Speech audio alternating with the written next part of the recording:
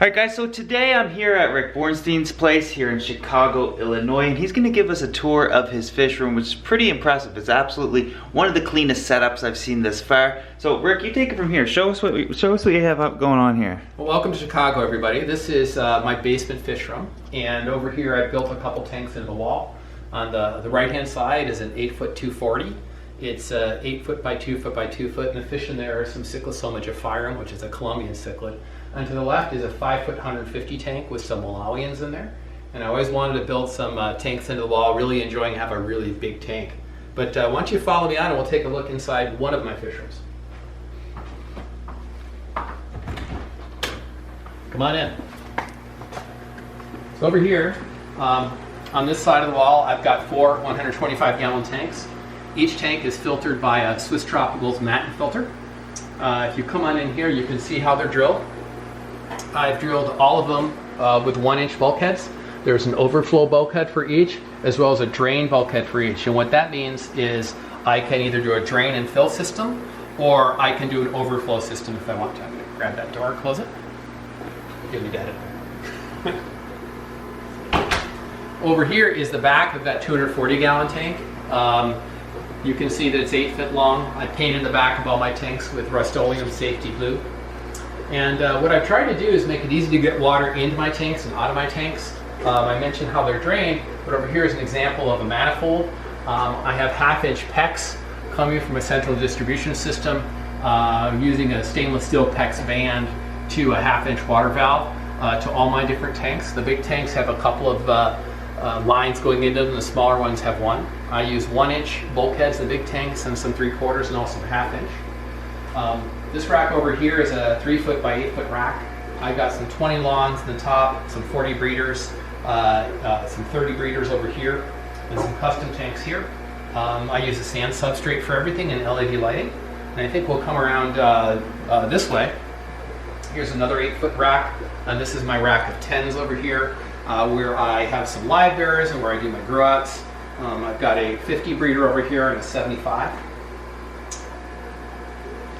And this is my water distribution system. At the top is a manifold. All the blue lines go out to each of my 8 different racks. I've got hot and cold coming in over here, and this is a Haas and telefaucet. And what its role is to make sure I have the right temperature water going out to the tanks. I set it to say 80 degrees and it adjusts the valves automatically to make that happen. If I'm doing overflow, I use my volumetric flow valve.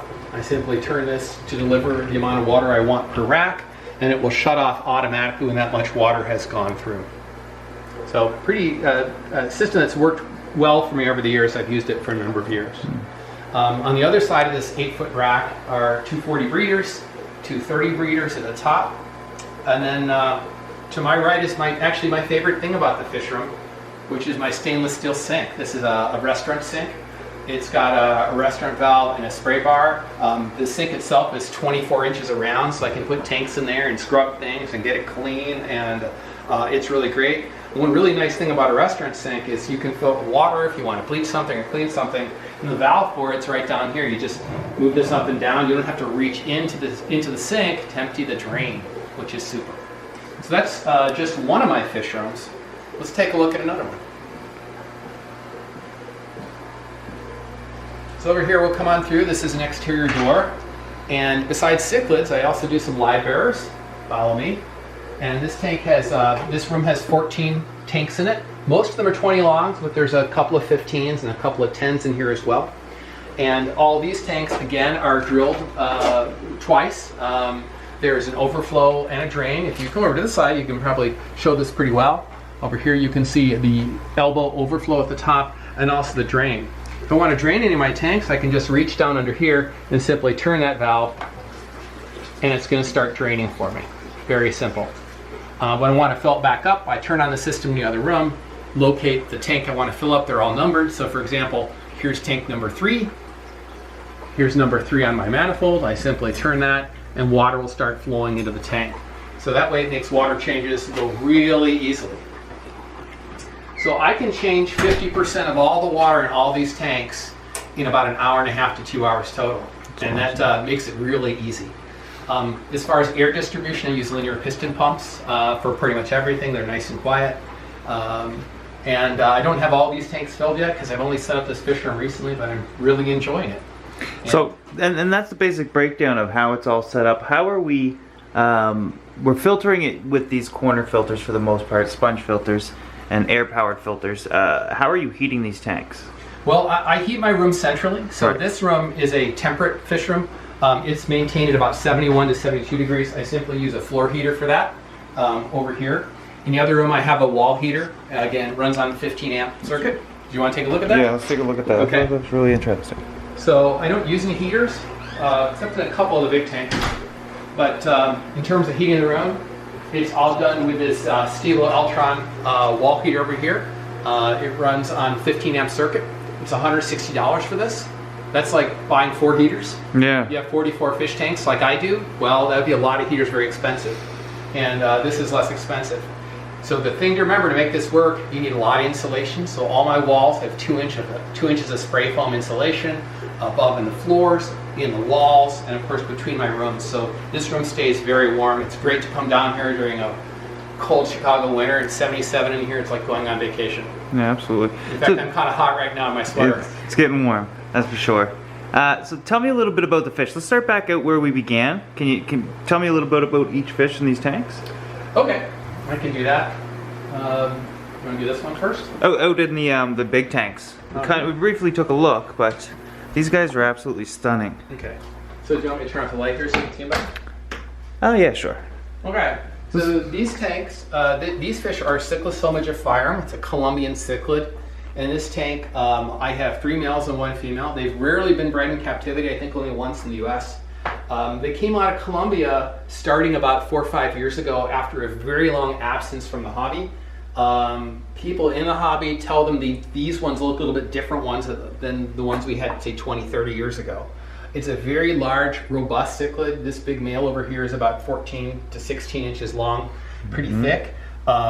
They are a pursuit predator. They don't eat really, really big fish, but I can tell you they can kill anything that's in with them, and they've proven that. They've spawned for me a couple times, but they've eaten the eggs, and I continue to work on them. I hope to spawn them soon. There's 1 female in there. I love the fish. They're actually pretty friendly. They recognize me very well, and they have a lot of personality, and they're very pretty as well. Beautiful. And over here, this is Pseudotropheus williamsi, North Maconde, sometimes called the blue lip.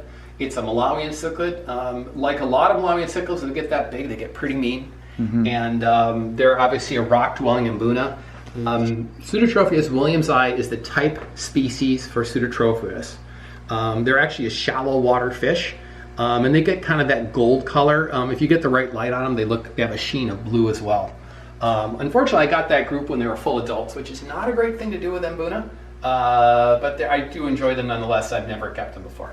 Okay. So you want to go inside? And Yeah, take a look at some of the other ones that stand out to you the most. You got so many, I don't think we'll have time to do them all, but some of the ones that are stand out to you the most. Okay, let's do these.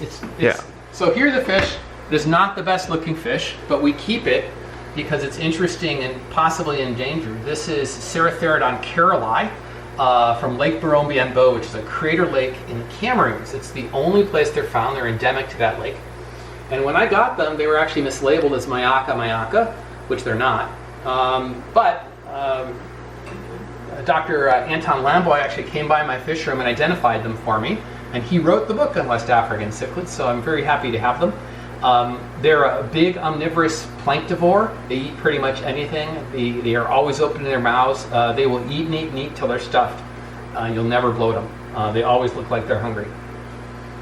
Down over here are some really nice Severum. These are the Heros inridae species. They're a saltwater fish. I have very hard water, so in order for me to breed these, I'm going to have to really get a lot of soft water in this 125-gallon tank. But a real pretty fish. They get along well. I think they have great markings on them. I love the stripes, and they seem pretty gregarious. They like to eat. They're looking at me to feed them right now. Yeah. But I like all cichlids. I like all fish. Every time they breed, I get a kick out of it. Yeah. I really enjoy that for all of them. And I think that's what I've bred 236 species of cichlids, and I still like breeding them. what I actually am also passionate about is the livebearers, Right. because they need our help.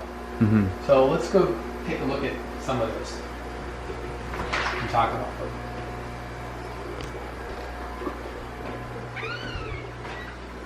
So most of the livebearers I keep are gadeias, and gadeias are cool water fish from the Mexican highlands. So you don't need heater typically for them, which makes them cheap. And they're a little more interesting than your common guppy because, like cichlids, they have mating behavior, and the males court the females. So over here, this is a fish that's actually kind of a big deal in the livebearer hobby. It's called the Black Prince, and it's called Caracodon audax. These are from El Toboso in Durango, Mexico. And the males have those black tails, and the females are sort of nondescript.